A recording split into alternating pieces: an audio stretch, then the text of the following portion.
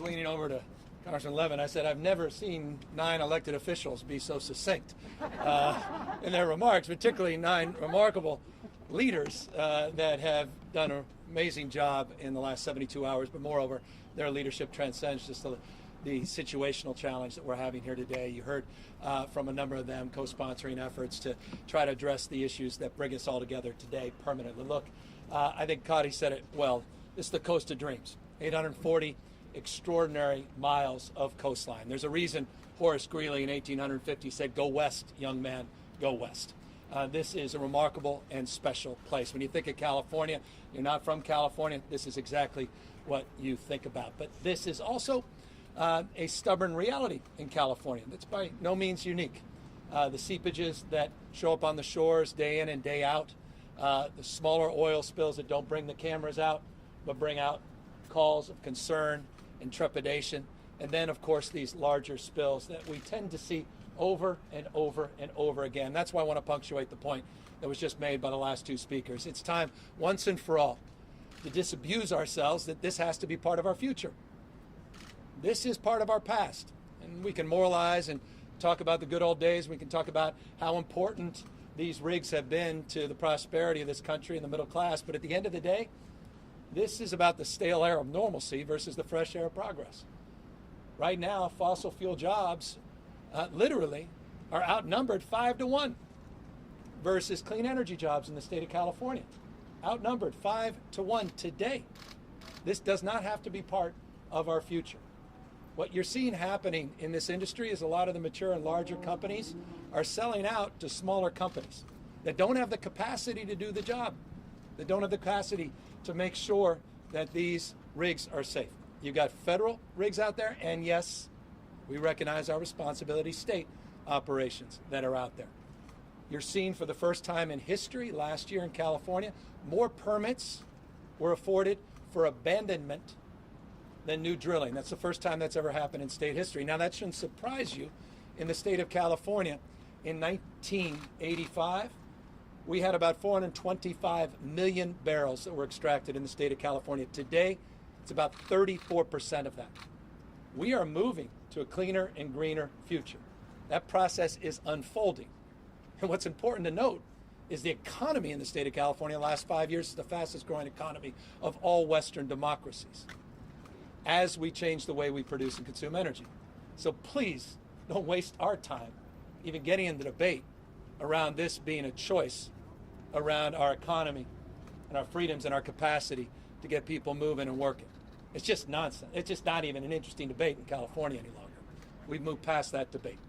And so we need to now move past this incident, deal with its situation. And I just want to thank the supervisor, the mayors, the incredible leadership, the local electeds as well from state assembly members and senators, and obviously the federal representatives for their sincere effort to try to address not just this moment, but to provide some accountability and transparency around these issues. Now, I know all of us are eager to know exactly what happened, when it happened, who was notified, and when, and that's part of the investigation. We just had a long meeting. We worked through some of those issues, all of us asking each other to work through those issues, and in due course, and we are putting pressure because we recognize the need to be more transparent. We're putting pressure on all of us to get that information to you immediately, including just this basic information.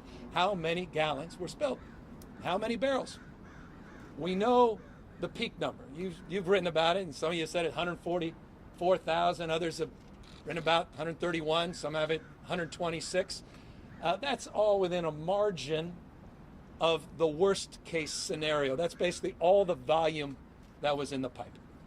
Now, I don't want to get into the merits or demerits of the worst case scenario, except to say I think it's going to be a lot better than that, but it doesn't matter to the folks out here that can't go to the beach. It doesn't matter to the mayor. It doesn't matter to the county supervisor. It doesn't matter to those small businessmen and women that can't, that aren't generating revenue. Tourists that can't come out to their beach. And as the Admiral was saying to all of us, nor does it necessarily matter as it relates to the cleanup, because it's just a question of volume. You still have the spread, even if it's substantially less gallons that have to be cleaned up, just maybe a little less volume that you scrape up in that moment. So this is going to take time.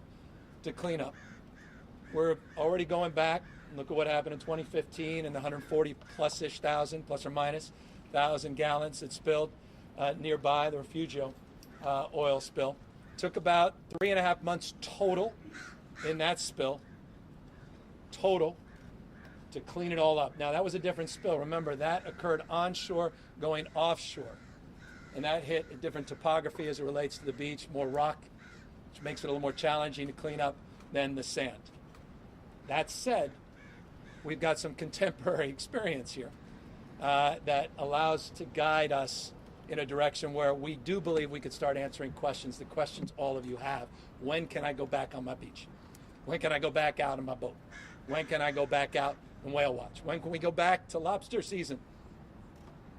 Big deal down here in Southern California. And so those questions will be not only answered, but the answers will be afforded over the course of the next days and weeks. And I assure you we'll stay on top of this. I want to thank our team led by the Office of Emergency Services, our incredible leadership, the Department of Wildlife, Fish and Wildlife, and the good work that Jennifer Lucchese at State Lands is doing. As you know, the pipeline that has now been breached was due for another inspection. Every 2 years it's inspected. You have an internal inspection, you have an external inspection, the external being divers, the internal being cameras and technology. Last time it was done internally, the investigation was in 2019, October 29th. Last time we did the external was in April of last year. It was due for its second inspection, internal inspection, at the end of this month. Now, that all may be academic. There was no issues. Now we're going back to the details of those reports, but there's no issues cited in those reports when they were last inspected.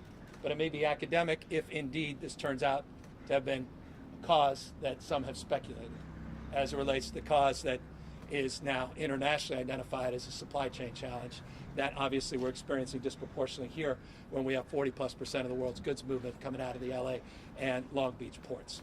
So across the spectrum, this is a moment to remind all of us that this does not have to be our future. And if there's anything I'm more resolved at this moment, especially after the last 2 fire seasons, is to recognize that our responsibility, even though we are the tentpole of environmental stewardship, arguably, and climate policy in this country, and arguably around the rest of the world, that we still have to do more. We're going to have to do more. We're doing that on fracking now. We've got to do that in more oversight. We've got to do that on more permits for abandonment, less permits for reworking and for new drilling. We recognize our obligations in that space. Health and safety setbacks, all of those things, I assure you, are on the table and very much part of the conversation we're having with renewed sense of urgency because of this latest spill. Final words. I want to thank the 300 folks that are out there cleaning up right now on the beaches. In anticipation, we have roughly 1,500 folks that we think will be out here tomorrow. Now, I know many of you want to get out and get to work. I know many of you are calling in, how do I volunteer? I know the supervisor's getting overwhelmed with that. We want to make sure, we want to do that through our instant command, so we want to make sure we coordinate all the volunteers. If you're interested, it's a 4-hour training. We don't want you just going out there and, your flip-flops. It's a 4-hour training. Used to be a 16-hour training. We learned some lessons from Refugio. Now it's a 4-hour training. If you want to do that, we'll go through the incident command and we'll provide that number for you when we are prepared for the volume of phone calls. But I want folks to know we're grateful because you care. This matters to you. It's personal. It's about your memories. It's about your lifestyle. That's what climate change is about. And we could talk about low carbon green growth and MO2s under 2 and COP 26 and 6. I mean, no one understands a damn word we're saying. I mean, they just don't. Is it Celsius? What's Celsius? Military understands that. Most of us don't. But lifestyle, we understand. 2 towns in California that were eliminated from the map this year because of wildfires, that we understand. We understand 8 degrees Fahrenheit, that our kids likely to be living in a world that's 8 degrees on average Fahrenheit, higher temperatures. We understand extremes, not just extreme heat, but extreme weather, east to west. Well, you know why? Those damn platforms, fossil fuels. It's not very complicated. So we need to grow up, grow out of this dependency and this mindset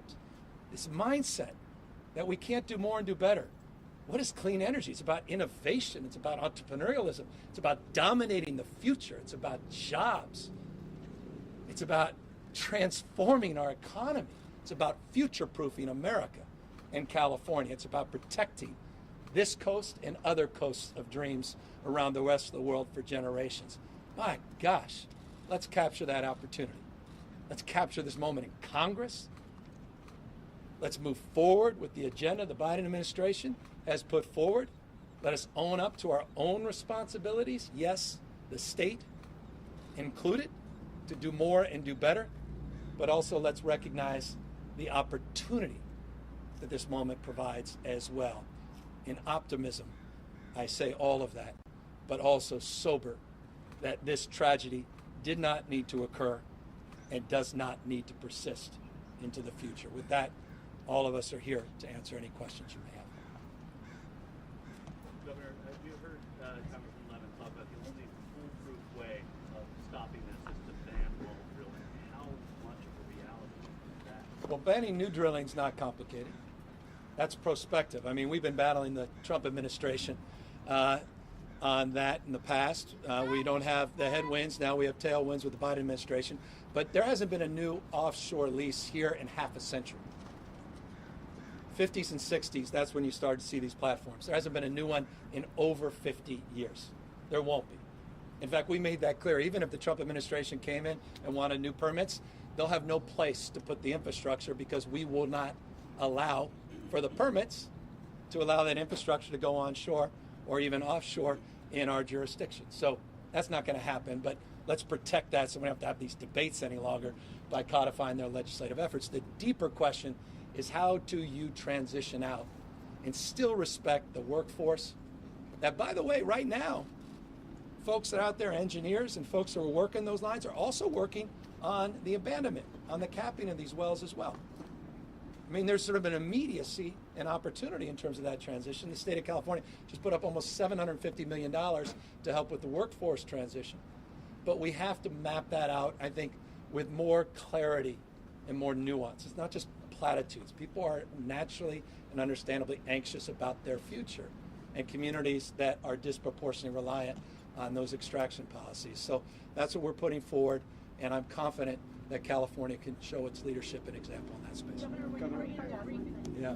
I just want to make sure too that people are aware that this leak occurred on federal waters, and the lease was under the management of the Federal Department of Interior.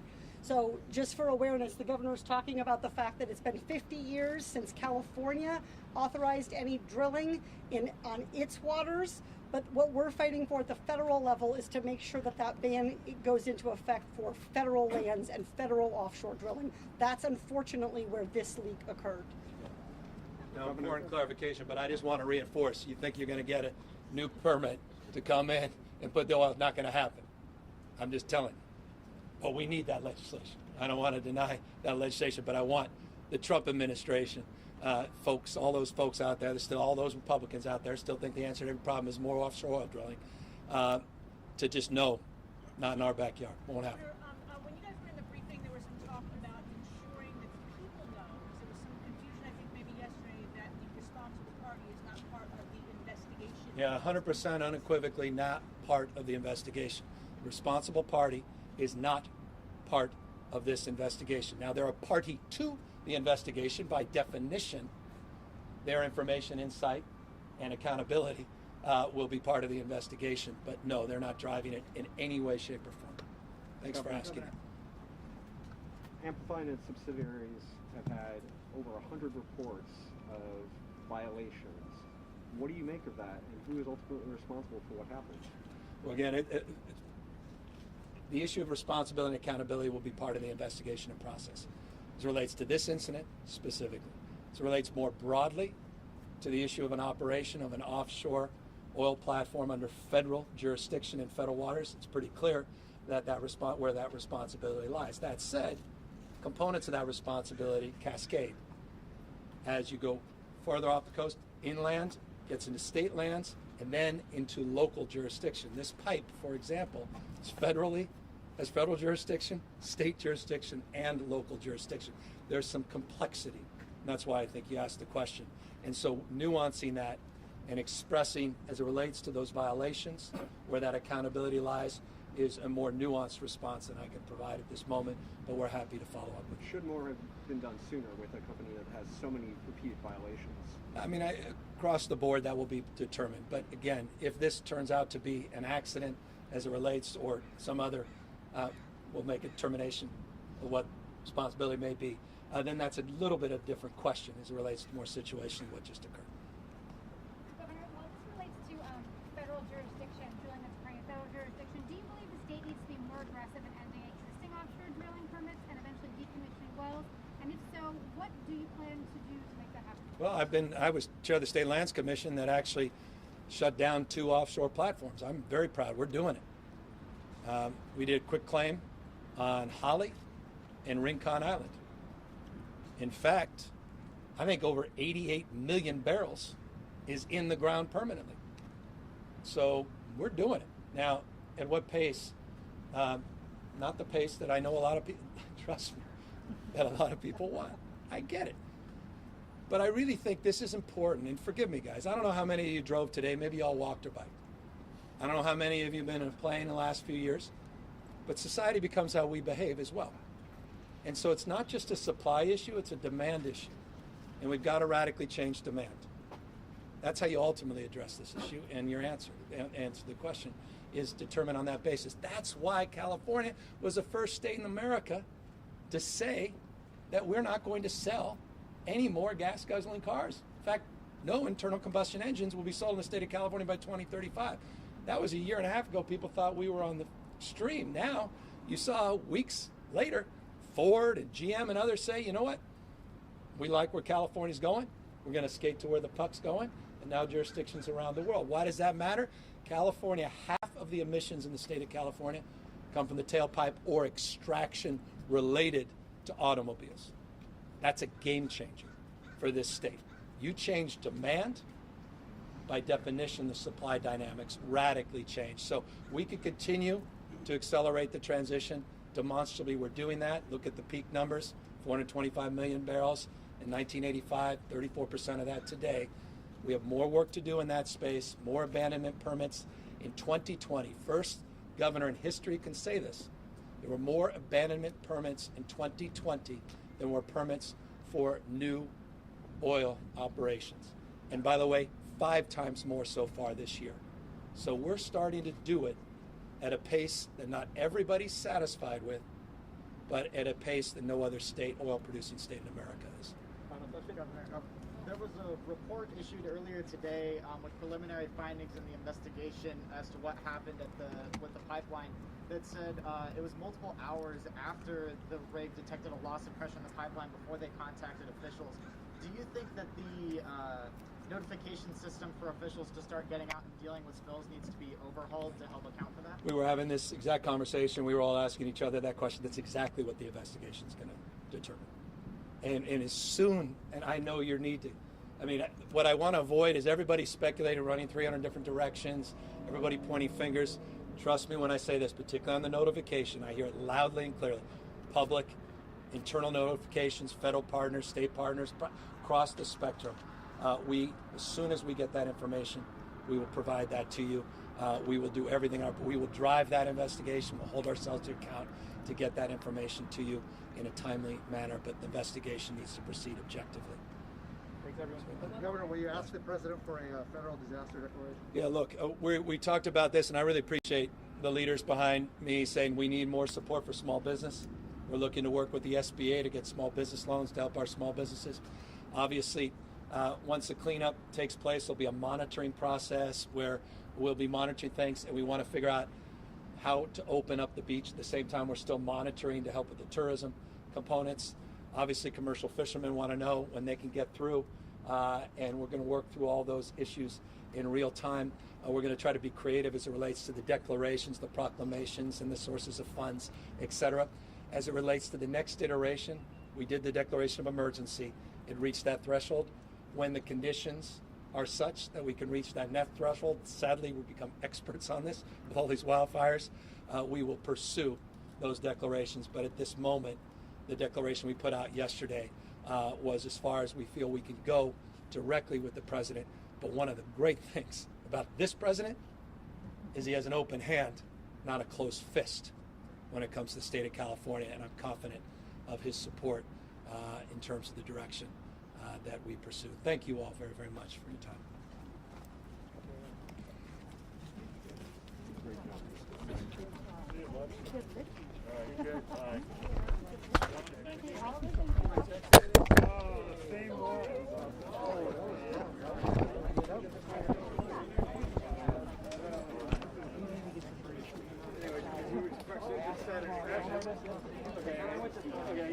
Was that your number?